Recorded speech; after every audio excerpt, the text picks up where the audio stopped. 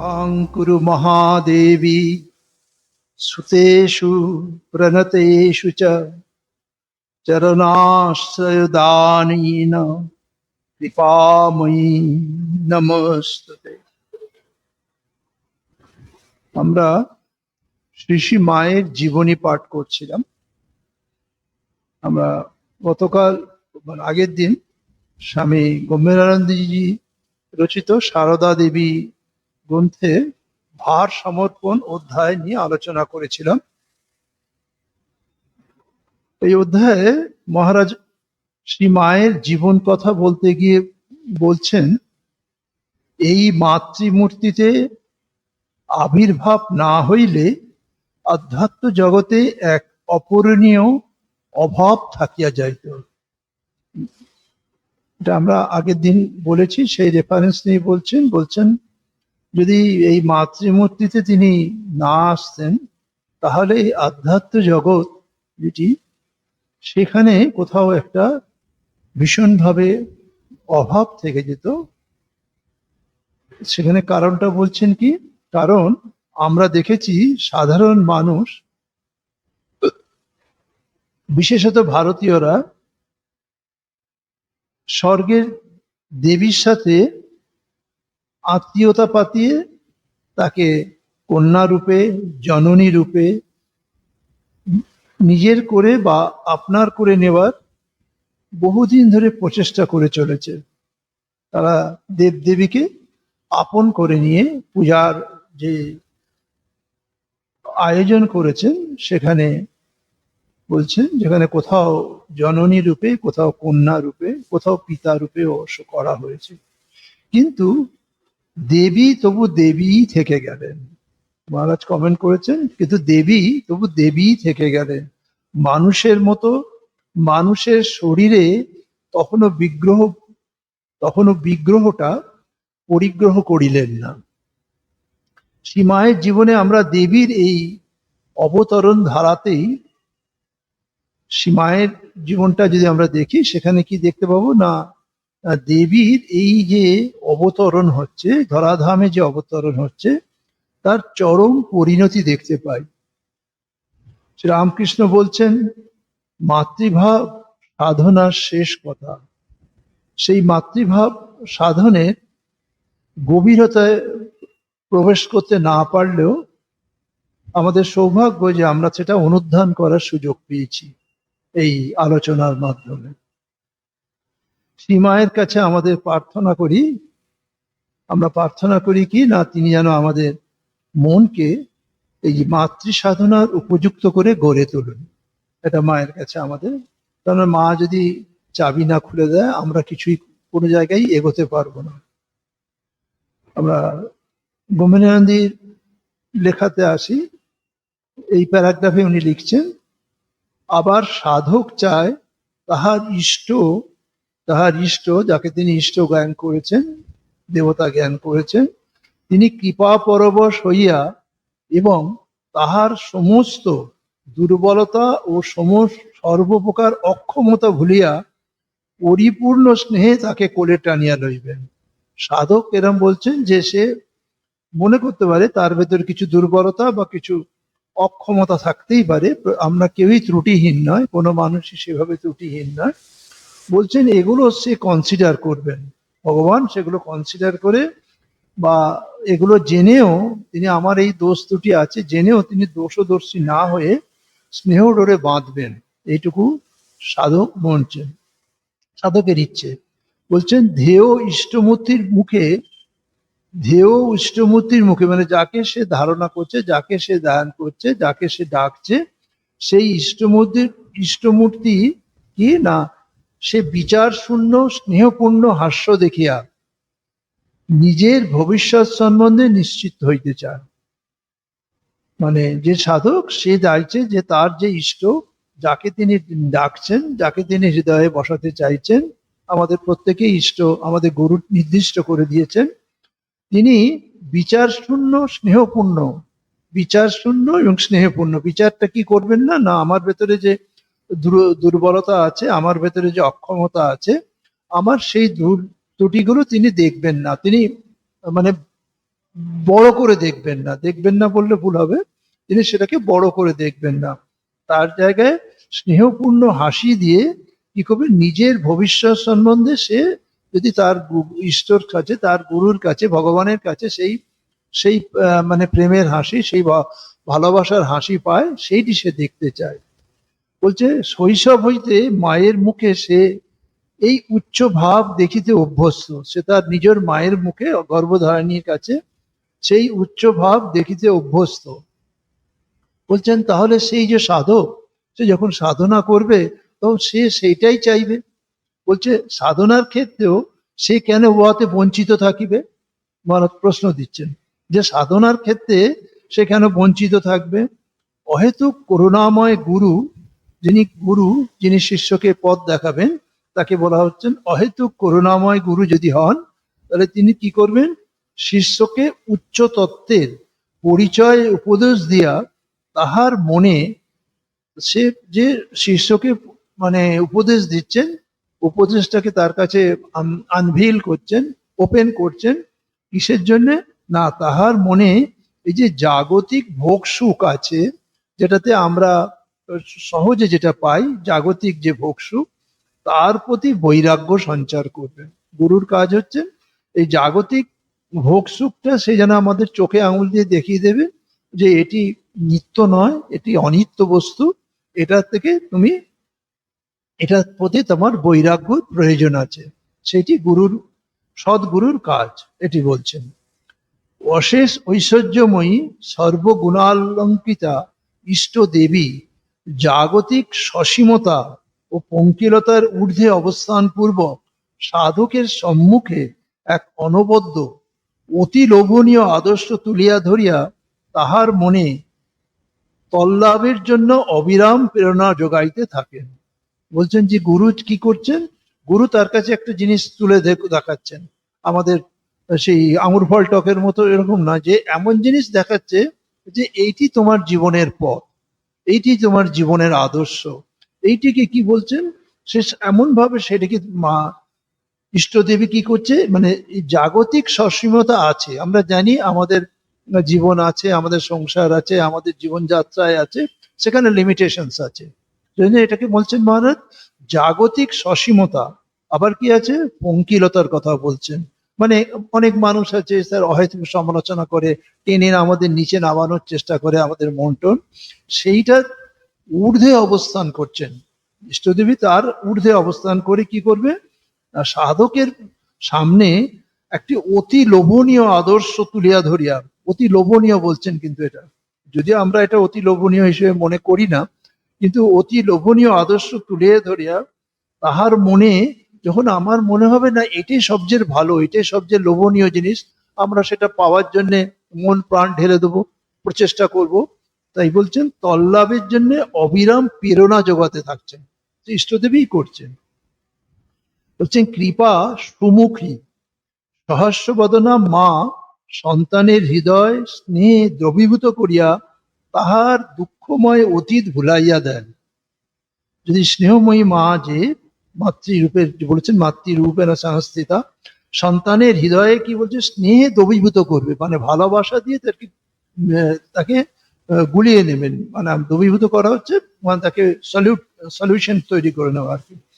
দুঃখময় অতীত ভুলাইয়া দেবে, তার যদি পাস্ট কোনো কিছু খারাপ কিছু থাকে, কোনো কষ্ট থাকে, দুঃখ কষ্ট কিছু থাকে, বলছেন সেটাকে সে ইরেজ ভুলিয়ে দেবেন। দিয়ে কি করবেন না, প্রবল আকর্ষণে এক অনির্বাচনীয় নিশ্চিন্ততাময় আনন্দ সাগরের দিকে তাহাকে টানিয়া লইয়া চলেন। সে পিছু হাঁটা বা পেছন দিকের আমাদের যদি কোনো মানে নেগেটিভ কিছু থাকে, কোনো কষ্ট থাকে অন্যগুলো, সেইগুলোকে সরিয়ে দিয়ে আমাদের ইষ্টদেব, আমাদের গুরু কি করবেন না, আমাকে এগিয়ে যাওয়ার পথে নিশ্চিন্ত আনন্দ সাগরের দিকে টেনে নিয়ে যাবেন। বিশেষত এই পবিত্র ভাবে, বলছে এই যে পবিত্র ভাবে তিনি আমাদের আমাদের নিয়ে যাবেন আমাদের এই পথে, সেখানে আবিলতার স্পর্শ মাত্র নেই। আর কি নেই না, এখানে স্বার্থলেশ অথবা অর্থহীন উচ্ছ্বাসও নেই। অত ঢাক ঢোল পিটিয়ে বিরাট ভাবে উচ্ছ্বাসও থাকবে না, আবিলতার ব্যাপার থাকবে না, এবারে সেখানে স্বার্থও থাকবে না। যিনি ইষ্ট হোক গুরু হোক আমাকে সেই পথে এগিয়ে নিয়ে যাচ্ছেন, তার কোনো স্বার্থ নেই এইটি করার পেছনে। এই সংযমের প্রতিমূর্তি ও প্রসাদময়ী এই যে মা, এই সংযমী এবং প্রসাদময়ী মায়ের তুলনা নাই। মহারাজ বলছেন এই মায়ের তুলনা নেই। সাধক কি করে? মাতার অঞ্চল ধরিয়া মাতৃ করে নির্ভয়ে বসিয়া, মাতার অঞ্চল ধরিয়া মায়ের কোলে নির্ভয়ে বসিয়া সংসার কান্তা অতিক্রম করিতে পারে। যদি মা এরকম হয়, মাতৃত্বের যদি এরকম রূপ হয়, তাহলে শিষ্য সে সেখানটা থেকে সহজেই সেটা অতিক্রম করতে পারে, সংসারের পথ অতিক্রম করতে পারে। অধিকন্তু ভোগলোলুপ ও ইহলোক সর্বস্ব দেহাত্মবাদী মানব সমাজকে উচ্চতর অনুভূতি রাজ্যে উদ্বুদ্ধ করার জন্য শ্রী ভগবতীর এই যুগে মাতৃমূর্তিতে অবতীর্ণ হওয়া একান্ত আবশ্যক ছিল। বলছেন এই যে মানে মানব সমাজ যে যে আমাদের খুব সহজে যেটা আমাদের ভোগ পাওয়া হয়, সহজে যে জিনিসটা আমরা ভোগ করলে আনন্দ পাই, সেদিকে আমাদের মন চলে যায়। এবং এই জাগতিক যে ইহলোক সর্বস্ব দেহাত্মবুদ্ধি, মানে আমরা তো আমাদের শরীরটাই মেন জিনিস মনে করি, শরীরের পাড়ে যে অন্য একটা জিনিস আছে সেটা নিয়ে চিন্তন করার স্কোপ আমাদের খুব লিমিটেশন, ও খুব কমই আমরা আলাদাভাবে করি। আমার যেন আমাদের এই ইন্দ্রিয় দিয়ে যে জগৎটা দেখতে পাচ্ছি সেটাই জগৎ বলে মনে করি, তার বাইরের যে জগৎ আছে সেদিকে আমাদের মন যায় না।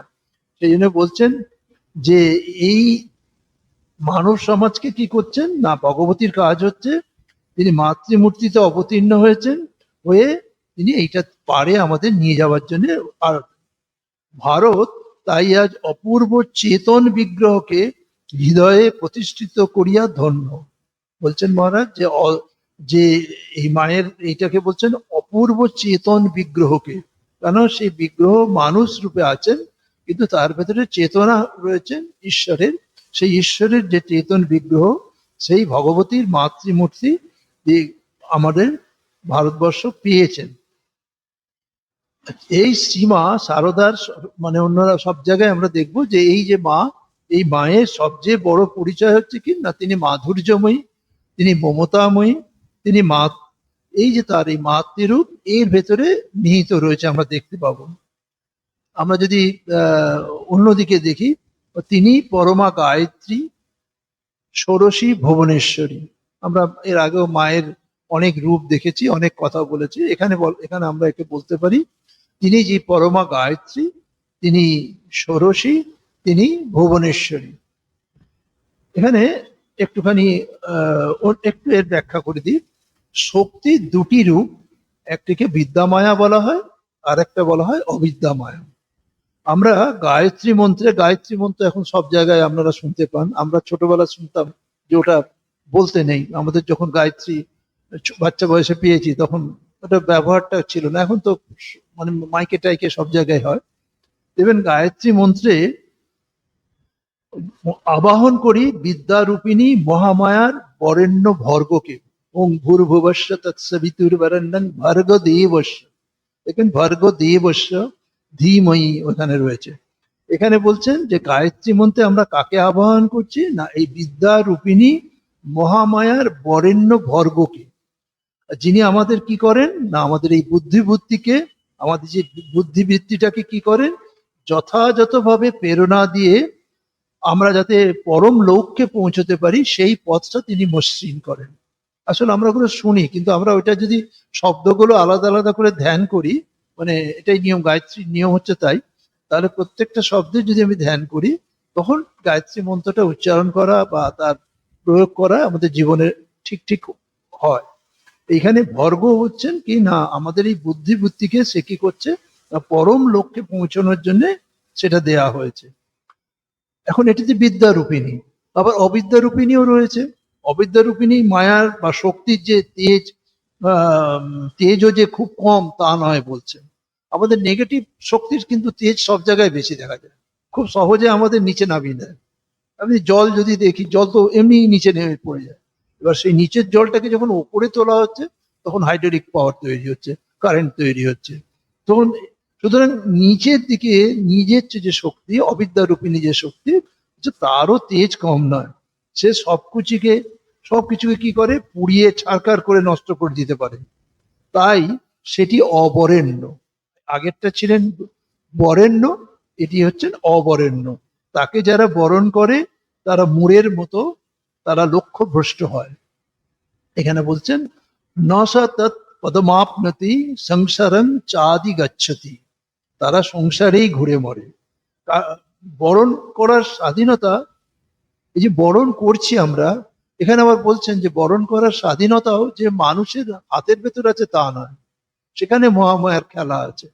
বলছে বরণ করার স্বাধীনতা কোনো মানুষের হাতের ভেতর নেই। ভক্ত ও সাধক সেই মায়ের উপরই নির্ভর করে। ভক্ত বা সাধক, আমরা তো ঠাকুরের ক্ষেত্রে সবসময় দেখেছি যা কিছু হচ্ছে তিনি সবসময় মায়ের কথা বলছেন। কারণ তিনি জানেন ভক্ত এবং সাধক, তিনি মায়ের স্বরূপটা জেনেছেন। সেই জন্য তিনি জানেন শৈশা প্রসন্না পরদাং নৃণাং ভবতি মুক্তয়ে, তিনি প্রসন্না বরদা হলেই মানুষের মুক্তির কারণ হন, তিনি নিয়ন্ত্রণ কর্তী। এটি কিন্তু সাধক নিজে জানেন ভালো করে, যে আমি মনে করছি যে আমি নিজে সব ঠিক করে দেবো, আমি নিজের পথ নির্দেশ করে পথটা ঠিক করে দেবো, সবসময় বলছেন তা নয়। এখানেও কোথায় সেই ঈশ্বর, সেই মহামায়ার খেলা রয়েছে। তিনি আমাকে কিন্তু ঠিক করে দেন, আমাকে শুধু প্রার্থনা করতে হবে, আমাকে যাতে করে তিনি আমাকে পথ দেখান, সেই প্রার্থনা করে তার দিকে এগিয়ে যেতে হবে। শ্রী মায়ের, এখানে গম্ভীর মহারাজ আবার বলছেন, শ্রী মায়ের জীবনের এই মর্মার্থ শ্রী ঠাকুর অবগত ছিলেন এবং শ্রীমাকেও তিনি উহা বলিয়া দিয়েছিলেন। উত্তরকালে জনৈক উৎসুক ভক্ত একদিন শ্রীমাকে জিজ্ঞাসা করিলেন, মা, অন্যান্য অবতারগণ নিজ নিজ শক্তির পরে দেহ রক্ষা করেছেন। অন্যান্য অবতারের ক্ষেত্রে দেখা যায় যে অবতার শরীর চলে গেলে তার শক্তিও তার পরে পরেই তাদের শরীর দেহ রক্ষা করেছিলেন, কিন্তু এবার আপনাকে রেখে ঠাকুর পূর্বে চলে গেলেন কেন? এটা তার ভক্তের প্রশ্ন মায়ের কাছে। মা বলছেন, বাবা জানো তো, ঠাকুরের জগতের প্রত্যেকের উপর মাতৃভাব ছিল। এই যে আমরা মাতৃত্বের কথা ঠাকুর মায়ের উপর দিয়ে বলছেন, মাতৃত্বই জগতে দ্য বেস্ট সলিউশন বলছেন। মা আবার বলছেন ঠাকুরের ভেতরে মাতৃভাব ছিল, ঠাকুরকে মাতৃভাবেই মা দেখেছেন। বলছে ঠাকুরের মানে জগতের প্রত্যেকের উপর তিনি মাতৃভাব আরোপ করতে পারতেন। সেই মাতৃভাব জগতে বিকাশের জন্য আমাকে এবার রেখে গেছেন। অন্য এক সময় সীমা বলিয়াছিলেন, যখন ঠাকুর চলে গেলেন আমার ইচ্ছা হলো আমিও যাই। তিনি দেখা দিয়ে বললেন, না, তুমি থাকো, অনেক কাজ বাকি আছে। শেষে দেখলাম তাই তো, অনেক কাজ বাকি আছে। মায়ের উদ্ধৃতি দিয়ে বলছেন যে কেন মাকে রেখে গিয়েছিলেন, কেননা অন্যান্য অবতারের ক্ষেত্রে দেখা যায় যে অবতারের শরীর চলে যাওয়ার পর তার যে শক্তি রূপিণী যিনি আসেন তারও শরীর চলে যায় বা তিনিও শরীর ছেড়ে দেন। কিন্তু মায়ের ক্ষেত্রে দেখেছি অনেক বছর, 86 থেকে 20, মানে বহু বছর মায়ের শরীর ছিল। কারণ বলছেন অনেক কাজ বাকি আছে, সে কাজটি তাকে পূর্ণ করতে হবে, ঠাকুরের আদেশ। কাশীপুরে একদিন ঠাকুর মায়ের দিকে তাকাইয়া আছেন দেখিয়া তিনি বলিলেন, কি বলবে বলোই না। অনুযোগের সুরে ঠাকুর বলিলেন, হ্যাঁ গা, তুমি কি কিছু করবে না? নিজ দেহ, নিজেকে শরীরটা দেখিয়ে এই সব করবে? সীমা নিজের অসহায় অবস্থার কথা ভাবিয়া বলিলেন, আমি মেয়ে মানুষ, আমি কি করতে পারি? ঠাকুর তখনই উত্তর দিলেন, না না, তোমাকে অনেক কিছু করতে হবে। এই মানে আগেকার ট্র্যাডিশনাল কথা অনুযায়ী যে মেয়ে মানুষ সে তো বিরাট কাজ করতে পারবে না, পুরুষরাই সমাজের লিডিং করতো সবকিছুতে, পুরুষদের মান্যতা অনেক বেশি ছিল। সেইখানে মা সেইখানে ওইটাকে ডিফেন্স করছেন আর কি, যে আমি তো মেয়ে মানুষ, আমি এসব কাজ করতে পারি? কিন্তু মা জানেন যে তাকে কাজ করতে হবে, কিন্তু মা বলছেন যে আমি তো মেয়ে মানুষ, আমি কি আর এই কাজ করতে পারি? এসব এত, তুমি বলছো সারা জগৎকে উদ্ধার করার দায়িত্ব আমাকে দিচ্ছ, এত মানুষকে, আমি কি সে কাজ করতে পারি? সেভাবে বলছেন। না না, তোমাকে সিঁড়ি, তখন আমরা দেখেছিলাম ঠাকুরের মানে আমরা দেখেছি যে কাশীপুরের সেই সিঁড়িগুলো যথেষ্ট উঁচু, সেখান থেকে মা পড়ে গেছিলেন। পড়ে গিয়ে পায়ে ব্যথা হবার পরে সীমা সে তার ঐকান্তিক আগ্রহে 3 দিন মাত্র বিশ্রাম নিয়েছিলেন। বিশ্রাম নিয়ে ঠাকুরের জন্য খাবার নিয়ে উপরে আসেন। ঠাকুর চোখ বুজিয়া শুইয়া আছেন। মা ডাকিলেন, এখন খাবে যে, ওঠো। ঠাকুর যেন কোনো দূর দেশ হইতে আসিয়া ভাবের ঘোরে মায়ের দিকে তাকাইয়া বলিলেন, দেখো, কলকাতার লোকগুলো যেন অন্ধকারে পোকার মতো কিলবিল করছে, তুমি তাদের দেখো। এখানে কলকাতাটাকে ব্যবহার করা হচ্ছে, কলকাতা বলতে জগতের সমস্ত মানুষের কথাই বলা হচ্ছে, কলকাতাটাকে উদাহরণ দিয়ে বলা হয়েছে। মা অনুযোগের স্বরে বলিলেন, আমি মেয়ে মানুষ, তা কি করে হবে?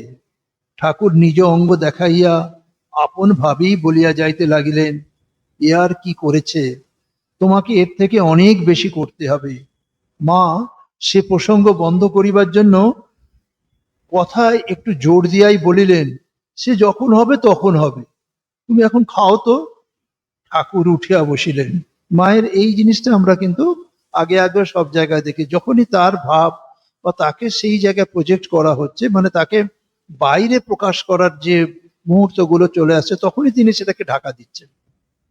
তখনই কিন্তু সেটাকে তিনি খুব মানে আহ খুব বেশি করে প্রকাশ যাতে না হয়, সেটাকে ওই অবগুণ্ঠিতা, লজ্জা পটাবৃতা, ওই অবগুণ্ঠিতা, সেই জায়গায় সব জায়গায় দেখা যাবে। যখনই নিজে একটা হয়তো বলে ফেলেছেন তার স্বরূপ, পরবর্তী তিনি সেটাকে থেকে সরে যাচ্ছেন, সেটাকে নিয়ে কিন্তু মানে বিশেষ করে বেশি করে প্রকাশ করা বা ঢেরা পেটানো যদি বলি অন্যভাবে, সেভাবে কোথাও দেখা যায় না। সবসময় ওই জন্য বলছে, ঠিক আছে, সে পরে হবে, তুমি এখন খাও তো।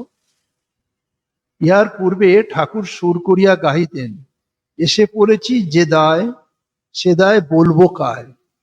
বলেছেন, আমি তো তিনি তো অবতার হয়ে এসেছেন, বলছে এসে পড়েছি যে দায়, সে দায় বলবো কায়, যার দায় সে আপনি জানে। পরে কি জানে পরের দায়, পর কি জানে পরের দায়। বলছে যার দায়, যে এসেছেন, ঠাকুর যে জন্য অবতীর্ণ হয়েছেন, অবতার রূপে যে অবতীর্ণ হয়েছেন, তার যা মিশন, সেটা রামকৃষ্ণের যা মিশন, এই জগৎ প্রপঞ্চকে যে যে অবস্থায় তিনি দেখেছেন, তার ভেতরে মানুষকে যে যে পরিবর্তন, মানুষের মননের যে পরিবর্তন, মানুষের জীবনযাত্রার যে পরিবর্তনের জন্য তার আশা এই জগতে, সে দায় অপরে কি করে জানবে, অপর কি বুঝবে। বলছে যার দায় সে আপনি জানে, পর কি জানে পরের দায়। হয়ে বিদেশিনী নারী, লাজে মুখ দেখাতে নারী, বলতে নারী, কইতে নারী, নারী হওয়া একই দায়। বলছেন বলতে নারী, কইতে নারী, নারী হওয়া একই দায়। এটা 150 বছর অনেক আগেকার সময়ের কথা তো, সুতরাং তখনকার চিত্রে এটা ভীষণভাবে মিলে যায়, মানে নারী হিসেবে খুব রেয়ার দেখা যাবে আমাদের ইতিহাসে, যদি 2-4টে এই উদাহরণ ছাড়া বেশিরভাগই দেখা যায় না যে যেখানে নারী হিসেবে সে লিড করছে, সে জগৎ প্রপঞ্চকে চালাচ্ছেন। জগৎ প্রপঞ্চ আছে বৈদিক যুগেতে বাঘ বা এদের নাম আমরা পাই, অনেক বড় বড় ইন্টেলেকচুয়াল নারী হিসেবে তাদের নাম আমরা বৈদিক যুগেও পেয়েছি। আবার সঙ্গে সঙ্গে সীমাকে সজাগ করিয়া দিতেন, শুধু কি আমারই দায়, তোমারও দায়। বারবার বলতেন, শুধু কি আমারই দায়, তোমারও দায়। যত নারী নারী যাই বলো না কেন, তোমাকে পড়তে হবে বাপু, আমি তোমায় ছাড়ছি না। ঠাকুর কিন্তু ছাড়ছেন না, ঠাকুর যখন বলেছেন পড়িয়েই ছাড়বেন, তো তোমাকে দিয়েই হবে, তোমাকেই করতে হবে, তোমাকেই সবাইকে আশ্রয় দিতে হবে, তোমাকেই সবার মঙ্গল, তোমার মঙ্গল হস্ত সবার মাথায় রাখতে হবে। এ কিন্তু ঠাকুর করিয়েই ছাড়বেন, বলেছেন যখন ঠিক হবে। শুধু স্বরূপ স্মরণ করাইয়া বা বাক্য দ্বারা ভারার্পণ করিয়াই ঠাকুর নিরস্ত হইতেন না। তিনি ভক্তদিগকে মায়ের চরণে উপনীত করিয়া তাহার শক্তি বিকাশের ভূমি রচনা করিতেন। শ্রীযুক্ত সারদা প্রসন্নকে, মানে স্বামী ত্রিগুণাতীতানন্দজিকে মন্ত্র গ্রহণের জন্য নহবতে শ্রী মায়ের নিকট পাঠাইবার কালে তাহার বিশ্বাস উৎপাদনের অর্থে তিনি বলিয়াছিলেন, সে ত্রিগুণাতীতানন্দজিকে পাঠাচ্ছেন, তারা শ্রীরামকৃষ্ণকে চেনেন, শ্রীরামকৃষ্ণের মুহুর্মুহু সমাধি হচ্ছে, তার মানে ঐশ্বরিক ভাব, তার সংস্পর্শে তারা এসেছেন। তিনি সেই শ্রীরামকৃষ্ণ তাকে দীক্ষার জন্য পাঠাচ্ছেন মায়ের কাছে, যিনি ওই লজ্জা পটাবৃতা একটা ওই নহবতের একটা ছোট্ট কোণে কোনোভাবে রয়েছেন, যাকে মানুষই চেনেন না বা জানেনই না।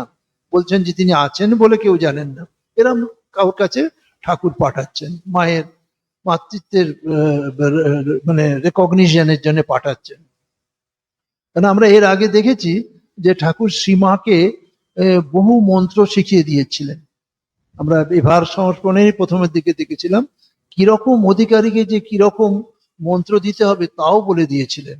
অধিকারী ভেদে যে মন্ত্র আলাদা আলাদা হয় সেটিও কিন্তু ঠাকুর সেই মাকে শিখিয়েছিলেন, হাতে করে ধরে শিখিয়েছিলেন ওই সময়। এই যখন তাকে বিশ্বাস উৎপন্ন করার জন্য ত্রিগুণাতীতানন্দজিকে সারদা প্রসন্নকে বলছেন, অনন্ত রাধার মায়া কখনে না যায়, কোটি কৃষ্ণ কোটি রাম হায় হয় যায় রয়। মানে ও তো মায়ের কাছে যাবে, সে তার মনে হচ্ছে যে ওরকম একজন মহিলার কাছে গিয়ে আমাকে পাঠাচ্ছে কেন। তখন ঠাকুর বলছেন, অনন্ত রাধার মায়া কখনে না যায়, কোটি কৃষ্ণ কোটি রাম। যে যে অবতার পুরুষরা রয়েছেন, যারা ঈশ্বর বলে রয়েছেন, তারা হয় যা তার কাছে তারা হয় যায় রয়। কারণ তিনি তো সৃষ্টি করছেন, শক্তি তো সৃষ্টি করেছেন। অবতারকে বলুন, ঈশ্বরকে বলুন, যাকে হোক, সে শক্তিরই সৃষ্টি, শক্তিরই সৃষ্টি। তাই জন্য বলছে হয় যায় রয়। শ্রী মাতা ঠাকুরনী নিশ্চয়ই সেদিন সমীপাগত শারদাকে, মহারাজ বলছেন যে শারদাকে দীক্ষা দেন নাই, কারণ তিনি সম্মুখে বলিয়াছিলেন যে স্বামী যোগানন্দই তার প্রথম মন্ত্র শিষ্য। এটা আমরা জানি। শারদা মহারাজের এই শারদা যোগানন্দজিকেও দীক্ষা দেওয়ার জন্য ঠাকুর মায়ের কাছে পাঠাচ্ছেন। ঠাকুর মায়ের কাছে স্বপ্ন দিয়ে বলছেন, মানে তুমি স্টার্ট করো। যোগানন্দকে দিয়ে মা স্টার্ট করেছিলেন দীক্ষা দেওয়া, তো তোমাকে এটা করতে হবে, তুমি এটা শুরু করো। সেভাবে যোগানন্দকে পাঠিয়েছেন। বলছেন শারদা মহারাজের ভাতা শ্রীযুক্ত আশুতোষ মিত্র অবশ্য বলেন যে তিনি মায়েরই নিকট মন্ত্র দীক্ষা প্রাপ্ত হইয়াছিলেন। খুব সম্ভবত, মহারাজ কমেন্টস করছেন, খুব সম্ভবত ইহা পরবর্তী ঘটনা। সে যা হোক, আমরা আপাতত এই বিষয়টি মায়ের দিক হইতে অনুধাবন না করিয়া ঠাকুরের দিক হইতেই করিতেছি। আশুতোষ মিত্রের কিছু কিছু স্টেটমেন্ট কন্ট্রাডিক্টরি আছে, অনেকে বলেন আর কি। কারণ আশুতোষ মিত্রের বই এখন এখন বই হয়ে বেরিয়েছে টেরিয়েছে। অনেক সময় ওনার এটা আগেকার যারা মহারাজরা ছিলেন তার সব কথাই তারা মেনে নিতেন না। অনেকটা ওনার পার্সোনাল ব্যাপারটা বেশি ছিল তার ব্যাপারে। শ্রীরামকৃষ্ণের দেহত্যাগের আগেই শ্রী মা ডাকের আশ্বাস তিনি কিছু কিছু পেয়েছিলেন। এভাবে এভাবে দেখা যায় শ্রীমা ভবিষ্যতে যে সকলের মায়ের আসনে বিরাজিত হবেন, শ্রীরামকৃষ্ণের জীবিতকালেই তার পটভূমি প্রস্তুত হতে থাকে। কখনো শ্রীরামকৃষ্ণের প্রত্যক্ষ হস্তক্ষেপে, আবার কখনো তাকে উপলক্ষ করে পরোক্ষভাবে। এটা কিন্তু পরোক্ষ প্রভাবে এই মায়ের ডাকটা কিন্তু শ্রীরামকৃষ্ণের শরীর থাকতে থাকতেই শুরু হয়েছে। যেটা যদি আমরা মাতৃভাবের বলেছি একদম ছোট বয়সে বা ভাই বোনদের দেখানোর সাথে বা ওই দুর্ভিক্ষে পুরীদের সাথে, সেখানেও ঠিক মা ভালো না, কিন্তু মাতৃভাব কিন্তু সেখানেও ছিল। পরবর্তীকালে আমরা অনেক ঘটনার ভেতরেই পাই। এবারে মহারাজ বলছেন, ভক্তবৃদ্ধির সঙ্গে সঙ্গে শ্রীমায়ের যখন মহারাজ বর্ণনা করছেন, ভক্তবৃদ্ধির সঙ্গে সঙ্গে শ্রীমায়ের যখন রুটি করা, পান সাজা ইত্যাদি কাজে শারীরিক শ্রম খুবই বাড়িয়াছে, ঠিক সেই সময় শ্রীযুক্ত লাটু মানে স্বামী অদ্ভুতানন্দজি দক্ষিণেশ্বরে আসিয়া বাস করিতে লাগিলেন। প্রথম প্রথম তিনি প্রায় পঞ্চবটী প্রভৃতি তপস্যাপুত স্থানে অনেকক্ষণ ধ্যান নিয়ে বসিয়া থাকিতেন। তাহাতেই দিন কাটিয়া যাইত। আমরা লাটু মহারাজের জীবনী যারা জানি সেটা জানেন যে তিনি বিহারের দেশে, তিনি তথাকথিত কোনো শিক্ষিত ছিলেন না, কিছুই পড়াশুনো তার সেমন ভাবে ছিল না। অ্যাকচুয়ালি ওনার বাড়ির কাজের মানুষ হিসেবে ছিলেন, কিন্তু তার ভেতরে ঈশ্বরীয় ভাব ছিল। সেটা এখানে দেখতে পাওয়া যাবে কিভাবে। তিনি যখন দক্ষিণেশ্বরে এলেন, ঠাকুরের কাছে থেকে যাবেন বলে ঠিক হলো, তখন ওই দক্ষিণেশ্বরে পঞ্চবটী বা গঙ্গার ধারে বিভিন্ন স্থানে ধ্যানে বসে থাকতেন, খুব গভীর ধ্যানে বসে থাকতেন। বলছে এতেই তার দিন কেটে যেত। একদিন ঝাউতলার দিকে শৌচে যাইবার পথে ঠাকুর দেখিলেন শ্রীমা ময়দা ঠাসিতেছেন, মানে তার এই ভক্ত ত্যাগী সন্তানদের জন্য একটু রুটি ফুটি খেতে হবে। তখন কলকাতার লোকেরা রুটি খাওয়া অভ্যেস ছিল, গ্রামের লোকেরা রুটি খেত না। কলকাতা বা শহরের আশেপাশে সেই রুটি খাওয়াটা কিন্তু অনেক দিন আগে প্রচলন ছিল, অনেক দিন আগে, 100-150 বছর আগেও সে প্রচলন ছিল। সেই জন্য ময়দা ঠাসছেন মা। আর একটু দূরে গঙ্গা তীরে লাটু নিশ্চল ভাবে বসে আছেন। ঠাকুর তখনই তাহাকে উঠাইয়া ভ্রম শোধনার্থে বলিলেন, ওরে লেটো, তুই এখানে বসে আছিস, আর উনি যে নবতে রুটি বেলার লোক পাচ্ছেন না। এরপর বলার পর লাটুর সেই ধ্যান ভেঙে যায় এবং লাটু ঠাকুরকে অনুগমন করে, ঠাকুরের সাথে যান। তারপর লাটুকে নহবতে লইয়া গিয়া তিনি বলিলেন, এ ছেলেটি বেশ শুদ্ধ সত্য, তোমার যখন যা প্রয়োজন হবে একে বলো, এ করে দেবে। তদবধি লাটু সীমায়ের পরিবারভুক্ত হইলেন। আমার মনে হচ্ছে এই ঘটনাটি হচ্ছে 1881 খ্রিস্টাব্দের শেষের দিকে হবে, মানে আমরা যে পর্যায়ে আছি ভার সমর্পণ, মানে কাশীপুরে শ্যামপুকুরে যাওয়ার ঠিক আগের ওই যে পিরিয়ডটা, ওই পিরিয়ডটা হচ্ছে ভার সমর্পণে ধরা হয়েছে, যদিও আগে পরের একটুখানি আছে, এই 81 থেকে 85 সময় অবধি। এই জন্য আমার মনে হচ্ছে ঘটনাটা উনি যা পাওয়া যায় তাতে 81 সালের শেষের দিকের এই ঘটনাটা হবে। লাটুও সেই দিন থেকে জননীর সেবা অধিকার পেয়ে ধন্য হয়েছিলেন। পরবর্তীকালে লাটু মহারাজ বলেন, আমার বহু ভাগ্য যে উনি আমাকে মায়ের কাছে নিয়ে গেলেন, মায়ের কৃপায় আমার জীবনও সার্থক হয়ে গেছে। আমি আরও তার কি সেবা করছি, তিনি তো আমার ভালোবাসা দিয়ে বেঁধেছেন, তিনি তো আমায় ভালোবাসা দিয়ে বেঁধেছেন। আমাদের কাছ হতে তিনি তো কিছু পাবার আশা রাখেন না। আরো কথা আছে, বাকি তার দয়ায় আমি তাকে পেয়েছি।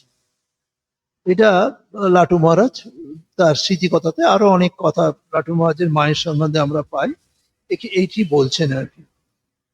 আমরা যোগিন মার স্মৃতি থেকে আরেকটি অংশ পাই, সেখানে শ্রীরামকৃষ্ণ লাটু মহারাজকে বলেছিলেন, দেখ, যে যা জিনিসপাতি আনে সব ওকে, সব ওকে মানে সীমাকে দেখাবি, জানাবি, নইলে তাদের উদ্ধার কেমন করে হবে। এবার মাতৃত্বের কিভাবে কিভাবে তিনি এস্টাবলিশ করছেন মাতৃত্বটাকে, মানে সাধু মহাজন যে তাদের কাছে অনেকেই অনেক কিছু নিয়ে আসে, সেগুলো তিনি তো ঠাকুর তো সেগুলো নিয়ে কিছু করবে না, সেগুলো কি হবে, লাটু মহারাজকে বলছে যেগুলো সব ওকে দেখাবি, ওর কাছে নিয়ে যাবি। এখন এর অনেক রকম মানে হতে পারে। কেউ মানে তাকে তার জানার প্রয়োজন আছে, রেকগনিশনের প্রয়োজন আছে, কি আসছে, কোথা থেকে আসছে, কি পাঠাচ্ছে, কিন্তু ওখানে যোগিনমা সেটা বলছেন, নইলে তাদের উদ্ধার কেমন করে হবে। আবার নাটু মহারাজের কথাতে কোথাও আছে যে ওটা মায়ের কাছে গেলে ওটা শুদ্ধিকরণ হবে। ওটা ওটা যখন কেউ কেউ কে কিরম কিরম মন নিয়ে কে কি জিনিস দিয়েছে ঠাকুরকে, ঠাকুর তো সব জিনিস ছুঁতে পারতেন না, সব জিনিস স্পর্শ করতে পারতেন না, সেখানে মায়ের কাছে গিয়ে সেটাকে শুদ্ধিকরণ করার ব্যবস্থা ঠাকুর করে রেখেছে। তার কাছে গেলে সেটা সব পিউরিফাইড হয়ে যাবে, স্যানিটাইজড হয়ে যাবে, সব পিউরিফাইড হয়ে যাবে। মানে সবার এই উদ্ধার করতে হচ্ছেন শ্রীমা, এটা ঠাকুর সব জায়গায় সকলের উদ্ধার করতে হচ্ছেন শ্রীমা। শ্রীমা ও ওই লাটুর মধ্যে একটা অপার্থিব সম্বন্ধ, এই যে লাটু মহারাজ আর শ্রীমার ভেতরে বলছেন একটা অপার্থিব সম্বন্ধ তৈরি হয়েছিল। জননী ও শিশুর অলৌকিক স্নেহ সম্পর্ক প্রতিষ্ঠা লাভ করেছিল। সেই মাতৃশক্তির প্রতিষ্ঠা, এটি একটি মাতৃশক্তির প্রতিষ্ঠা। লাটু সীমাকে সেবা করতে নিজ গর্ভধারণীর থেকেও বেশি বড় করে, যাকে জগন্মাতা রূপে লাটু সেবা করতেন। অদ্ভুত ব্যাপার এখানে বলা হচ্ছে, অন্য জায়গায় কমেন্টে দেখা যায়, যদি আমরা ভেবে দেখি, মাকে কেউ চিনতেন না, মার কাছে কাউর অ্যাক্সেস ছিল না। কার অ্যাক্সেস হলো না, লাটু মহারাজের অ্যাক্সেস হলো। তো ফার্স্ট স্বামীজি টামিজি কিন্তু আরো পরে এসছে, লাটু মহারাজ কিন্তু আগে অ্যাক্সেস পেয়েছেন। অ্যাক্সেস পেয়েছেন মানে কি, ঠাকুর মায়ের একদম ভাড়ার ঘরে অ্যাক্সেস পেয়ে গেছেন, সেখানে অ্যাক্সেস পেয়ে গেছেন। তাহলে এ অদ্ভুত ব্যাপার না, সে পড়াশোনা জানে না, সে বাঙালি মানে ওই এখানেরই নয়, বাইরের বিহারি অধিকার মানুষ, সে কিন্তু মানে এই হচ্ছে মহামায়ার কি লীলা, সে সে নিরক্ষর বালক, সে মায়ের জননীর সেবা পেলেন, জননীকে দেখতে পেলেন, জননীর কাছে গেলেন, বা জননীর যে দেবী মাহাত্ম্য সেটা দেখার সৌভাগ্য কিন্তু তিনি লাটু মহারাজ লাভ করেছিলেন সবার আগে। সেটা পরবর্তী অনেক লাটু মহারাজের সাথে মায়ের সম্পর্ক অনেক আছে, সেগুলো খুব মেলোড্রামার মতো আছে। এবং লাটু মহারাজ মাকে কোথাও বকাবকিও করে ফেলতেন। আর লাটু মহারাজের সাথে মায়ের মান অভিমানের প্রচুর ব্যাপার ছিল আর কি। ও লাটু মহারাজের ভাষা, এই মেইয়া তুমি কেন এসেছো, যেরকম বলরাম মন্দিরে মা এসেছেন, লাটু মহারাজ নিচের একতলায় ঘরে থাকতেন, তা মা এসে লাটু এলেটো কেমন বলতে, তখন লাটু মহারাজ বলছে তুমি নিচের ঘরে। আগেকার ছিল কি, মানে সদর দরজা, মানে বাইরের যে অংশ ভেতরের অংশ বাড়ির দুটো ভাগ ছিল। আমরা যে বাড়িতে জন্মেছি ওরকম সব ছিল। বাইরের অংশ সদর অংশ, আর সদর অংশে মেয়েরা আসতো না। তা মা এসে ওই সদরের নিচে লাটু মহারাজ থাকতো, সেখানে সে লেটোকে দেখা, যে খবর রাখতে, তুমি মাইয়া লোক তুমি কেন এখানে এসেছো। সে কিন্তু মাকে ডাইরেক্টলি বলে দিচ্ছে।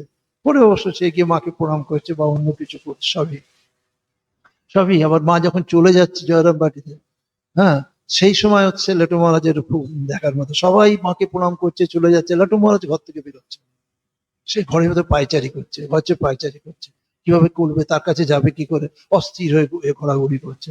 যখন শেষকালে বেরোচ্ছে তখন মায়ের কাছে একদম বর্ণপত হয়ে কেঁদে কেঁদে কাকুর। মানে এই যে ভালোবাসার সম্পর্কটা দুজনের একটা অন্যরকম ছিল। মানে তারও সৌভাগ্য ছিল যে ওই প্রথম ওইভাবে মাকে সে কাছ থেকে পেয়েছিল। আমরা এরপর ব্রহ্মানন্দজির আরেকটা উদাহরণ রয়েছে এতে। আমরা জানি ব্রহ্মানন্দজি হচ্ছেন শিগরা কুলিন গ্রামের জমিদার আনন্দমোহন ঘোষের সন্তান, রাখাল। তিনি স্বামীজির থেকে প্রায় 9 দিনের ছোট ছিলেন, স্বামীজির সমসাময়িক। তিনি প্রায় 12 বছর বয়সে, প্রায় 1875-এ যদি ধরি আমরা, কারণ তার যে বয়স সেই সময় তার সাথে স্বামীজির পরিচয় হয়েছিল। তিনি যখন মানে এই শিকরাকুলিন থেকে তাকে কলকাতায় পাঠানো হয়, মানে রাখাল মহারাজের যে প্রথম মা যে ছিলেন তিনি অল্প বয়সে মারা যান। তারপর পরবর্তীকালে তিনি তার পিতা আরেকবার বিবাহ করেন। সেই তাদের শ্বশুর বাড়িতে থেকে তাকে স্কুলে ভর্তি করে, সেখানে নরেন্দ্রনাথের সাথে রাখালের পরিচয় হয়। এবার মনমোহন মিত্রের বোনের সাথে, এবার যেহেতু সে অন্যমনস্ক হচ্ছে, কিছু জগতে মন মিলছে না, সে তার জমিদারি দেখবে না, তখন বাড়ির বাবা মনে করলো যে যে কোনো হোক তাকে একটা যদি বিয়ে দিয়ে দিতে পারি তাহলে সে শায়েস্তা হয়ে যাবে, সে ঠিক জমিদারিতে তার মন আসবে বা মনটা বাইরের দিকে বৈরাগ্য আসবে না। তাই সে বিয়ের ঠিক হলো, সে মনমোহন মিত্রের বোনের সাথে 1881 সালে তার বিবাহ হয়ে গেছিল। মনমোহন মিত্র এবং রাখালের যে শাশুড়ি হলেন, কি হলো জগতিক নিয়মে, বলে মহামায়ার খেলা কেউ বলতে পারে না। মনমোহন মিত্র নিজে ঠাকুরের ভক্ত ছিলেন, আবার মানে রাখাল মহারাজের যে শাশুড়ি তিনিও ঠাকুরের একান্ত ভক্ত বা অনুরক্ত ছিলেন। তাই মনমোহন মিত্রই প্রথম রাখালকে দক্ষিণেশ্বরে ঠাকুর শ্রীরামকৃষ্ণের কাছে নিয়ে আসেন, তিনি প্রথম নিয়ে আসেন।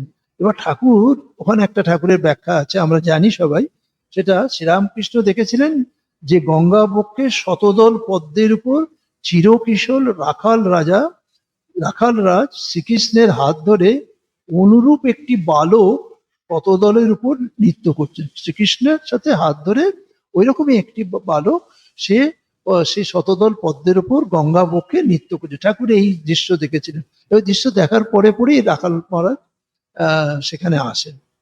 তাহলে এই সেই বালক, মানে তাকে তার মা, ঠাকুর মনে করলেন তার মা তাকে তাহলে এই বালককেই তার কাছে পাঠিয়েছেন, সেই স্নেহের পুত্র হচ্ছে রাখাল।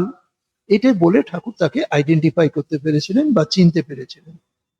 রাখালও অ্যাকচুয়ালি নরেন্দ্রর সাথে এই ব্রাহ্ম সমাজে ওরা স্বাক্ষর করেছিলেন। ব্রাহ্ম সমাজের ঠিক মেম্বার হওয়া বলে কিনা জানি না, ব্রাহ্ম সমাজের যে টার্মস অ্যান্ড কন্ডিশন আমি মানবো ইত্যাদি, এটাকে প্রতিজ্ঞাপত্র বলা হতো, সেটাতে রাখাল মহারাজও নরেন্দ্রনাথের কথায় স্বাক্ষর করেছিলেন। তিনি তিনি যখন প্রথম দক্ষিণেশ্বরে আসেন, সেটা তারপরে কিন্তু নরেন্দ্রনাথ দক্ষিণেশ্বরে আসেন। এবার তিনি তো ব্রাহ্ম সমাজে ছিলেন, নরেন্দ্রনাথ ব্রাহ্ম সমাজে, কিন্তু রাখাল মহারাজের প্রথম থেকেই একটু দ্বৈত ভাব বা দেব দেবীর প্রতি ভক্তি ছিল।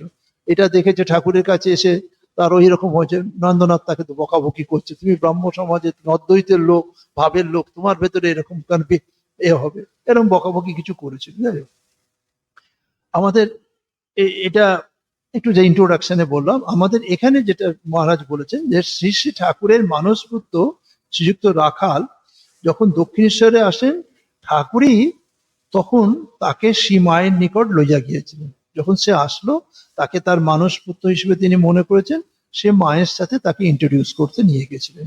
ঠাকুর নিজেই নিয়ে গেছিলেন, নিয়ে গিয়ে মায়ের কাছে নিয়ে গেছিলেন। এবারে রাখালের পত্নী, রাখালের তো বিয়ে দিয়ে দিয়েছে, তার স্ত্রীকে নিয়ে এসছেন, কেন তার স্ত্রীর মা হচ্ছেন ঠাকুরের অনুরক্ত, তার মা হচ্ছে ঠাকুরের অনুরক্ত, তো সবাই বা সবাই তার ঠাকুরের লোক। এনে মায়ের নিকট পাঠাইয়া দিয়ে শ্রীযুক্ত রাখালের পত্নী যখন এসেছেন দক্ষিণেশ্বরে, তখন তিনি কি করলেন না, মায়ের নিকট পাঠাইয়া দিয়ে বলিয়াছিলেন, টাকা দিয়ে যেন বউয়ের মুখ দেখে। এটা এটা মানে প্রথম যখন এসছেন তার থেকেও 3-4 বছরের পরে, এটা 1884 সালের ঘটনা হতে পারে। মানে এখানে বোঝা মুশকিল, মানে ঠাকুরের ভেতরে এই সন্ন্যাস বৈরাগ্য সবকিছু ত্যাগ বৈরাগ্য, তার সাথে কিন্তু এই রিচুয়ালস, এই কোথায় সব যেন একসাথে পা হাঁটেছে। রাখাল যখন এসছে, সে তার পুত্রর বধূকে মুখ দেখবে মা, সে যেন তাকে টাকা দিয়ে মুখ দেখে। সেই রিচুয়ালস কিন্তু ঠাকুর মাকে বলছেন ফলো করতে, একদম সেইভাবে যেন তাকে বরণ করেন, আপন আপন ছেলের স্ত্রীকে সেভাবে দেখবেন। তার আগে কিন্তু ঠাকুর দেখে নিয়েছেন রাখালের স্ত্রীকে, যে এর ভেতরে মানে কোন রকম নেগেটিভ ভাব নেই, এর ভেতরে পজিটিভ ভাব আছে, শুদ্ধ সত্য ভাব আছে, সেটা কিন্তু ঠাকুর তার মানে দেহ সৌষ্ঠব বা হাঁটা চলা দেখে বুঝে নিয়েছে, তারপরে সে মায়ের কাছে পাঠিয়েছেন। কিন্তু এরপরে দেখবো যে ওই সময় যে গোপাল দা মানে অদ্বৈতানন্দজি, যিনি মানে ঠাকুরের সংস্পর্শে যারা এসেছেন তাদের ভেতরে তিনি সবচেয়ে বেশি সিনিয়র ছিলেন, তার একটা দোকান ছিল, ব্যবসা ছিল। তিনি কি করতেন, তিনি ঠাকুরের মায়ের বাজার করতেন। আর যোগেন মহারাজ কি করতেন না, তাকে নানা কাজে সাহায্য করতেন, মানে এদেরকে সবাইকে ঠাকুরের কাছে পাঠাচ্ছেন। এই যে সঙ্গ হবে, সঙ্গ জননী হবে, এমনি এমনিতে হয়নি, সবটাকেই ঠাকুর ইন্ট্রোডিউস করে দিয়েছেন। মাতৃত্বের প্রকাশ, মাতৃত্বের বিকাশ বা যাই বলেন, সেটা কিন্তু ঠাকুর নিজে হাতে তাকে হাতে খড়ি করিয়ে দিচ্ছেন যেন সবকিছু। এদের সবাইকে ঠাকুর একে একে কিন্তু মায়ের কাছে পাঠিয়েছেন। তারপর একদিন পূর্ণ এসছেন, শ্রীযুক্ত পূর্ণ দক্ষিণেশ্বরে আসিলে ঠাকুর তাহাকে আহারের জন্য নহবতে পাঠাইলেন। শ্রীমা তাহার অভিপ্রায় অনুসারে, মানে ঠাকুরের অভিপ্রায় অনুসারে, সেদিন পূর্ণকে মাল্য চন্দনে ভূষিত করিয়া ও সস্নেহে পার্শ্বে বসাইয়া বিবিধ ব্যঞ্জনাদি দ্বারা ভোজন করাইলেন, এবং ভোজনান্তে ভোজন শেষে আচমনের জন্য তাহার হস্তে জল ঢালিয়া দিলেন। ঠাকুর মধ্যে মধ্যে নহবতের পার্শ্বে আসিয়া কিভাবে কি করিতে হইবে বলিয়া দিতেছিলেন, এবং তাহাতেও তৃপ্ত না হইয়া স্বকক্ষে যাইতে যাইতে পুনঃ ফিরিয়া আসিয়া নূতন নূতন নির্দেশ দিতেছিলেন। ঠাকুর হানটান করছেন, আমরা যখন বলি না নহবত আর ঠাকুরের ঘরের ভেতরে, এই এটা করতে হবে, এইভাবে করতে হবে, পূর্ণকে মানে তার সন্তানকে যেন কোথাও ত্রুটি না থাকে, কি কিভাবে করতে হবে, মাকে যেন সবটা এভরি ডিটেলস মাকে তিনি যেন ধরিয়ে ধরিয়ে শিখিয়ে দিচ্ছেন, যে পূর্ণকে যখন নিয়ে এসেছেন মানে ওই রকম করছেন। সীমা হয়তো সেদিন, এখানে মহারাজ করছেন, সীমা হয়তো সেদিন মাতৃত্বের পরিপূর্তির সহিত বালক নারায়ণেরও পূজা শিখিয়াছিলেন। মহারাজ কমেন্ট করছেন যে মাতৃত্বের যে পরিপূর্তি, মাতৃত্বের ভাব তিনি পেলেন, কেন শিশু এসে তাকে মা বলে তাকে তার সেবা করলেন, তাকে খাওয়ালেন। মায়েদের যা মেন কাজ, যে ছেলে যদি ভালো মন্দ খেতে পারে তাহলে তারা খুব খুশি থাকে, তো ছেলে মাতৃত্বের পরিপূর্তির সাথে বালক নারায়ণের পূজাও যেন তিনি করলেন বলে মহারাজ এখানে একটা কমেন্টস করছে। এই পূর্ণচন্দ্র ঘোষ, তিনি সাধারণত কলকাতার শিমুলিয়া এনার জন্ম, একটু যদি জানি কে সে, 1871 সালে জন্মেছিলেন, 1913 মানে মায়ের শরীর যাওয়ার আগেই তার শরীর চলে গেছিল। ঠাকুরের কাছে এতে প্রথম এসেছিলেন 1885 মার্চ মাসে। 1885 মার্চ মাসে, মানে এই ঘটনাটা হচ্ছে 1885 মার্চ মাসে মিনিমাম হবে, তার আগে হবে না।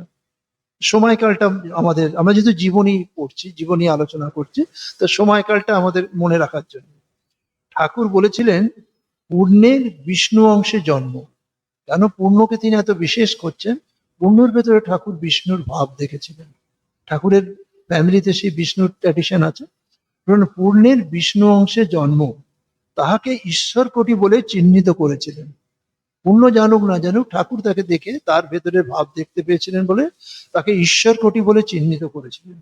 মাস্টার মশাইয়ের পরামর্শে ছাত্র অবস্থায় ঠাকুরের কাছে তিনি আসেন পূর্ণ। পরবর্তীকালে বিবেকানন্দ সোসাইটি যে কলকাতায় রয়েছেন তার উনি সেক্রেটারি হয়েছিলেন, এবং বিদেশ থেকে মানে স্বামীজির যা বিদেশিনীরা আসতেন তাকে রিসিভ করা, তাকে ওখানে করাই পূর্ণ করেছেন অনেক সেই সময়। পূর্ণ নিজে মুখে এই ঘটনাটা পূর্ণ নিজে মুখে বর্ণনা করেছেন এইরকম ভাবে, আমাকে নওবতখানায় নিয়ে গিয়ে একজন স্ত্রীলোককে বললেন, তখন মাকে চিনতেন না তো, একজন স্ত্রীলোককে বললেন, এই পূর্ণ, ওকে খাওয়াবার কথা বলেছিলাম। স্ত্রীলোকটি ঠিক আমার মায়ের মতো স্নেহ ভরে কাছে ডেকে নিয়ে আসন পেতে বসিয়ে খাওয়াতে লাগলেন। ঠাকুর একবার বাইরে যাচ্ছেন, আবার তাড়াতাড়ি এসে তাকে ডেকে বলছেন, ওগো এই তরকারিটা বেশি করে দিও। আমি তখন ভেবেছিলাম স্ত্রীলোকটি বোধহয় ঠাকুরের কোনো মেয়ে ভক্ত। পরে যখন মা ঠাকুরানকে প্রণাম করতে যাই তখন দেখি সেই তিনি আমার মা। এটা পূর্ণের মানে কথার ব্যাখ্যা। এই যে ভক্তদের প্রতি শ্রী মায়ের, এটা আবার মহারাজ বলছেন, ভক্তদের প্রতি শ্রী মায়ের আত্মীয়তাবোধ জাগানোর জন্য ঠাকুর বহুভাবে সচেষ্ট ছিলেন। ভক্তবর শ্রীযুক্ত বলরাম বসু মহাশয়ের সহধর্মিনীর কঠিন অসুখ, আমরা জানি বলরাম বসু ঠাকুরের ঠাকুরকে অনেক সাপোর্ট করেছে, আমরা যেমন রসদদার হিসেবে বলরাম বসুর একটা নাম পাই। বলরাম বসুর সহধর্মিনী স্ত্রীও খুব ভক্তিমতী ছিলেন। বলরাম বসু মহাশয়ের সহধর্মী কঠিন অসুখের সময় ঠাকুর সীমাকে বলিলেন, যাও দেখে এসো গে। সীমা পল্লীগ্রামের পথ চলিতে অভ্যস্ত থাকিলেও বর্তমান স্থলে নগরের ভব্যতা ও শ্রীরামকৃষ্ণের মর্যাদা রক্ষার চিন্তা মনে উদিত হওয়ায় বলিলেন, যাব কিসে, গাড়ি টাড়ি নেই। ঠাকুর উত্তর দিলেন, আমার বলরামের সংসার ভেসে যাচ্ছে, আর তুমি যাবে না? হেঁটে যাবে, হেঁটে যাও। তাও কঠিন ডিসিশন। দক্ষিণেশ্বর থেকে বলরাম মন্দির মানে এখনো যদি দূরত্বটা মনে করে যথেষ্ট বেশি দূরত্ব, জানি না ভেতর দিয়ে তখনকার দিনে কোনো পায়ে চলা কোনো পথ ছিল কিনা। আমরা এখন যেটা পাকা পথে যেটা দিয়ে যাই সেটা যথেষ্ট দূরত্ব, একজন গ্রামীণ বধূর পক্ষে এতটা রাস্তা হেঁটে আসা। তো ঠাকুর কি ডিসিশন দিচ্ছে, না তোমাকে যেতে হবে, তোমাকে যেতে হবে, তাকে দেখতে হবে। তার কারণ এই জিনিস কিন্তু ট্র্যাডিশন রামকৃষ্ণ অর্ডারে, যারা রামকৃষ্ণ অর্ডারে এই ধরনের ক্লোজ ভক্ত আছে তাদের জন্য আমাদের অনেক মহারাজরাই দেখবেন হসপিটালে বেরিয়ে যাচ্ছে, এমনকি ভূতেশানন্দী হসপিটালের বেডে লাস্ট নিঃশ্বাস নিচ্ছে তাকে গিয়ে দীক্ষা দিচ্ছেন। এবং অন্যান্যরা এখানে আমাদের যারা নরেন্দ্রপুরে প্রাক্তনী, যারা খুব পুরোনো দিনের এই সত্যদা সুপর্ণানন্দী বা আরো যারা ছিল তাদের দেখেছি, তারা এই পুরোনো এখানে যারা 30, 40, 50 বছর আগে যারা এখানের সাথে যুক্ত ছিলেন, শিক্ষক বা অশিক্ষক বা তাদের অসুস্থ হলে বা তাদের বাড়িতে গিয়ে যাতায়াত করে, এগুলো একটা ট্র্যাডিশন। এই ট্র্যাডিশনটা ঠাকুরই গড়ে গেছে। ট্র্যাডিশনটা সবসময় সাধারণ সন্ন্যাসী সমাজের সাথে মিলবে না, সাধারণ সন্ন্যাসী সমাজের সাথে কিন্তু এটা অনেক সময় মিলবে না, কিন্তু এটা ঠাকুর তৈরি করে গেছেন যে তুমি তোমার দায়িত্ব, ও যে তোমার সে ভক্ত, সে সময় অসময়ে আসে, সে সেভাবে আমাদের দায়িত্ব নিচ্ছেন। সে আজ অসুস্থ, তাকে তুমি দেখতে যাবে না, তুমি যে কোনো ভাবে হোক তোমাকে তার কাছে দেখতে যেতে হবে। সেটা তুমি গাড়ি পেলে কি পেলে না, তোমার সঙ্গী পেলে কি পেলে না, এটা সেকেন্ডারি। এই জন্য বলছেন, শেষ পর্যন্ত সীমাকে আর হাঁটিতে হইল না, একখানি পালকি সংবৃত হওয়ায় তিনি উহাতে চড়িয়া বলরাম ভবনে গেলেন। প্রসঙ্গক্রমে বলা যাইতে পারে যে শ্যামপুকুর থাকাকালে আর একবার মা শতপ্রবৃত্ত হইয়াই পদব্রজে বসু গৃহিণীকে দেখিতে গিয়াছিলেন। এটা তবুও কাছে, শ্যামপুকুর থেকে বলরাম মন্দির খুব একটা দূরে নয়, হেঁটে আসা হয়তো যায়। তখনও একবার মা নিজে থেকেই, এখন তখন বলেননি, মা নিজে থেকে দেখতে গিয়েছিলেন শ্যামপুকুর থেকে, তখন বলরাম বসুর স্ত্রী অসুস্থ ছিলেন বলে দেখতে গেছিলেন। এটা কিন্তু অনেকটা কাছে, কিন্তু দক্ষিণেশ্বর থেকে বলরাম মন্দির কিন্তু বেশ অনেকটা দূর। ভক্তদিগকে মধ্যে রাখিয়া রসিক ঠাকুর কিরূপে নিজ কার্য সাধন করিতেন, লঘু পরিহাসের মাধ্যমে ভক্তদের কাছে মায়ের দৈবী স্বরূপের পরিচয় দিতেন। একটা মানে রসিক ছলে হয়তো বলছেন, হালকা ছলে বলছেন, কিন্তু আলটিমেটলি সেটা হচ্ছে মায়ের দৈবী স্বরূপটাকে এস্টাবলিশ করা একটি ঘটনা। তাহার দুইটি দৃষ্টান্ত এখানে দেয়া আছে, যেমন উপভোগ্য তেমনি আলোচ্য বিষয়ে গভীর ব্যঞ্জনাপূর্ণ। মহারাজ বলছেন এটা হচ্ছে সহজভাবে দেখলে মজার আছে, কিন্তু এটি গভীর ব্যঞ্জনাপূর্ণ বলেও মহারাজ কমেন্টস করছেন। শ্রীযুক্তা গৌরী মা তখন দক্ষিণেশ্বরে যাতায়াত আরম্ভ করিয়াছেন, কখনো বা সীমায়ের সহিত নহবতে বাস করেন। একদিন ঠাকুর সেখানে উপস্থিত হইয়া গৌরী মাকে কৌতুক ভরে জিজ্ঞাসা করিলেন, বলতো গৌরী দাসী, তুই কাকে বেশি ভালোবাসিস? এটা আমরা যখন বাচ্চাদের জিজ্ঞেস করে না ওনাকে, সেটা হচ্ছে ঠাকুর এবার গৌরী দাসীকে জিজ্ঞেস করে, মানে এস্টাবলিশ করতে, এটা ডাইরেক্ট ইনডাইরেক্ট এস্টাবলিশ করতে যে গৌরী দাসীর মুখ থেকে কোন কথাটা বেরিয়ে আসে, কিভাবে বেরিয়ে আসে। রঙ্গময়ী গৌরীমা সহজ কথায় উত্তর না দিয়ে সেই ভাবের পূর্তির জন্য সুকণ্ঠে গান ধরিলেন। রাই হতে তুমি বড় নও, এ বাঁকা বংশীধারী, তাকে গৌরীমা তাকে শ্রীকৃষ্ণের রূপেই দেখতেন। বলছেন রাই হতে তুমি বড় নও, হে বাঁকা বংশীধারী, লোকের বিপদ হলে ডাকে মধুসূদন বলে। সাধারণ মানুষের যখন বিপদ হয় সে মধুসূদনের কাছে আশ্রয় নেয়, তোমার কাছে আশ্রয় নেয়, সবকিছুর কাছে আশ্রয় কিছু। তোমার বিপদ হলে তুমি কোথায় যাও? তোমার বিপদ হলে পরে বাঁশিতে বলো রায় কিশোরী। তাহলে কে বড়? তোমার কাছে সব মানুষ আশ্রয় নিচ্ছে, কিন্তু তুমি যার কাছে মানুষ আশ্রয় নিচ্ছে, তুমি কার কাছে আশ্রয় নিচ্ছ? তুমি যার কাছে আশ্রয় নিচ্ছ তাহলে সেই বড়। সেটা বলছেন যে গানের তাৎপর্য সহজেই বোধগম্য। সীমা লজ্জায় গৌরী মার হাত চাপিয়া ধরিলেন, ঠাকুর হার মানিয়া হাসিতে হাসিতে চলিয়া গেলেন। আর একটা ঠিক এরকম আর একটা, এনে বিশুদ্ধানন্দজি মায়ের শিষ্য ছিলেন, তিনি মন্তব্য করেছিলেন যে মাকে ঠাকুর কোন দৃষ্টিতে দেখেছেন। আমার মনে হয় তিনি বলছেন তিন রকম ভাবে। আমরা দেখেছি শিষ্য রূপে উপদেশ দিয়েছেন, পতিব্রতা রূপে পদসেবার অধিকার দিয়েছেন, আর এই সাক্ষাৎ জগদীশ্বরী রূপে পূজা করেছেন। সীমাও তাকে পতি গুরু ও ইষ্ট রূপে সেবা পূজা করেছেন। এটা উনি ওনার শিষ্য ছিলেন। দুটো ঘটনা, আর একটা ঘটনা যদিও টাইম দেরি হয়ে গেছে, দুটো ঘটনার এই ঘটনাটা আর একটা আছে দানাকালীর ঘটনা। অপর দৃষ্টান্তটি আমরা পাই শ্রীরামকৃষ্ণ পুঁথিতে। একদিন শ্রীযুক্ত কালীপদ ঘোষের মানে দানাকালীর পত্নী অতি বিষণ্ণ বদনে ও আকুল প্রাণে শ্রীরামকৃষ্ণের নিকট আসিয়া নিবেদন করিলেন যে তাহার স্বামী কুসঙ্গে ও কুকার্যে মর্ত থাকিয়া পারিবারিক জীবন বিষময় করিয়া তুলেছেন। ঠাকুরের কাছে এসেতে রিপোর্ট করছেন দানাকালীর স্ত্রী। তখনও দানাকালী কিন্তু ঠাকুরের কাছে আসেনি। সুতরাং ঠাকুর যদি দয়া করিয়া কোনো ঔষধ দেন তবে তিনি অকুলে কুল পাবেন। এটা আগেকার মানুষের অনেকেরই ধারণা ছিল যে সাধু ফাধু মানে তারা তাবিজ ফাবিজ দিতে পারে, শেকড় ফেকর দিতে পারে, দিয়ে লোকে ভালো করতে পারে। আমাদেরও ছোটবেলা থেকেই ঠাকুর সাধু সম্বন্ধে ওই রকমই আইডিয়া ছিল। মানে রামকৃষ্ণ অর্ডার যদি এরকম না তৈরি করতেন স্বামীজি, তাহলে পশ্চিমবঙ্গে সাধু সম্বন্ধে আইডিয়া পশ্চিমবঙ্গবাসীর কি হতো ভগবান জানে।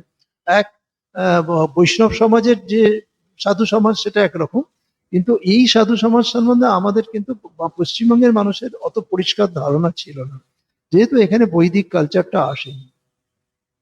দানাকালী তখনও শ্রীরামকৃষ্ণের নিকট যাতায়াত আরম্ভ করেননি, যা বললাম। ঠাকুরের যে সংসার সম্বন্ধ শূন্য সাত্ত্বিক ভাবের সহিত জগৎ তখনও পরিচিত হয়নি। মানে কলকাতার মানুষ যে ঠাকুর যে জগৎ মানে এইরকম আনঅ্যাটাচড, এরকম একটা ঈশ্বরের সাথে লীন হয়ে থাকা একটা মানুষ, সেই সম্বন্ধে জগৎ তখনও জানতেন না। তাই ঘোষপত্নী তাহাকে উচ্চ শক্তি সম্পন্ন সাধু ভাবিয়াই ওষুধ যাত্রা করিয়াছিলেন।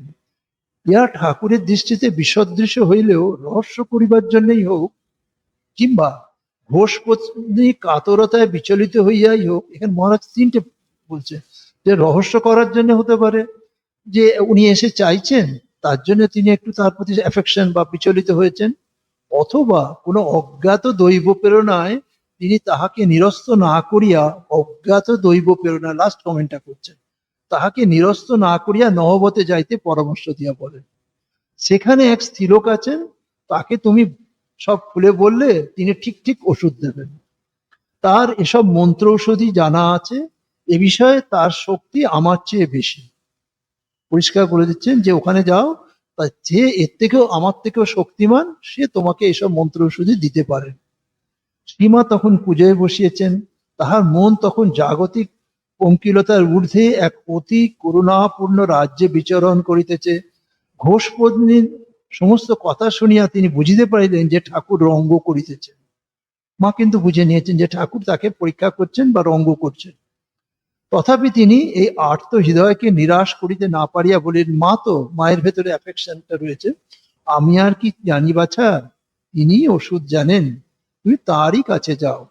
বিপন্না নারীকে ফিরে আসতে দেখিয়া ঠাকুর বোধহয় বুঝিলেন যে রঙ্গ জমিয়াছে, মানে খেলা জমেছে, সুতরাং আরো রঙ্গ সঞ্চারের জন্য তিনি তাকে পুনর্বার নহবতে পাঠালেন। এইরূপে ঘোষ জয়াকে বাত্রয় যাতায়াত করিতে দেখিয়া করুণাময়ীর মায়ের হৃদয় বিগলিত হইল। তিনি সমস্ত ব্যাপারটাকে শুধু রঙ্গরসে আবৃত করিয়া সে ব্যথিত প্রাণে আরো আঘাত দিতে চাইলেন না। অতএব কি করলেন না, তাপিত নারীকে আশ্বস্ত করিয়া পূজার একটি বিল্লপত্র তাহার হাতে দিয়া স্নেহমাখা স্বরে বলিলেন, বাছা, এইটি নিয়ে যাও, এতেই তোমার বাসনা পূর্ণ হবে। ঘোষগৃহিণী সে আশীর্বাদ মাথায় তুলিয়া লইলেন। যথাকালে মায়ের অমোঘ বাণী সফল হইয়াছিল। দানাকালী শ্রীরামকৃষ্ণের অনুচরবৃন্দের অন্তর্ভুক্ত হইয়াছিলেন। কিন্তু ইহা অপেক্ষা লক্ষ্য করিবার বিষয় এই যে মহারাজ বলছেন যে এই ঘটনা অবলম্বনে ঠাকুর শ্রী মায়ের কৃপাহস্ত উন্মোচিত করাইলেন। মহারাজ কমেন্ট করছেন যে এই ঘটনার মাধ্যমে মায়ের হাত খোলালেন, মায়ের কৃপাহস্ত উন্মোচিত করাইলেন। শেষোক্ত ঘটনাটি আলোচনা করিয়া আমাদের শতই মনে হয় যে শ্রীরামকৃষ্ণের যুগধর্ম স্থাপন প্রচেষ্টার সহিত সীমা জ্ঞাতসারে হোক বা অজ্ঞাতসারে ক্রমেই অধিকতর সংশ্লিষ্ট হইতেছিলেন। আর এই শক্তি বিকাশের ধারা স্বভাবতই তার মাতৃস্নেহের সহিত অবিচ্ছেদ্য ভাবে মিলিত হইয়া পরিপুষ্টি লাভ করিয়াছিল। মাতৃস্নেহের সাথে ওইটাকে মিশিয়ে দিলেন। মাতৃস্নেহের আকারে আকরিত করিয়াই সীমা আপন অনন্ত শক্তিকে শ্রীরামকৃষ্ণের কার্যে উৎসর্গিত করিয়াছিলেন। এই দানাকালী হচ্ছেন, এনার নাম হচ্ছে কালীপদ ঘোষ। অ্যাকচুয়ালি শ্যামপুকুরে থাকতেন। ঠাকুরকে দর্শন পেয়েছিলেন উনি 1984 সালে। গিরিশ ঘোষের সাথে একটু মানে গিরিশ ঘোষের লাইনের লোক ছিলেন আর কি, একটু খেতেন টেতেন আর কি। সেজন্য গিরিশ ঘোষের সাথে তার ভক্তি টক্তি ছিল। একটা কাগজের কোম্পানিতে কাজ করতেন, ডিকেনসন কোম্পানিতে কাজ করতেন।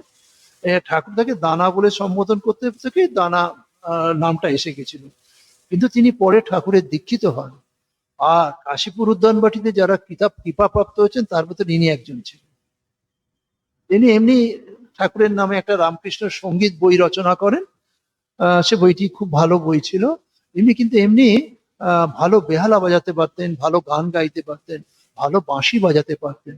ঠাকুর তার বাঁশি শুনে সমাধিস্থ হয়ে যেতেন। এই হচ্ছেন দানাকালী।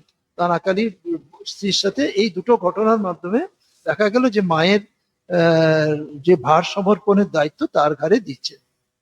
ওম নিরঞ্জনং নিত্যং অনন্ত রূপং ভক্তানুকম্পাধিত বিগ্রহং বৈ ঈশাবতারং পরমেশমিড্যং তং রামকৃষ্ণং শিরসা নমঃ।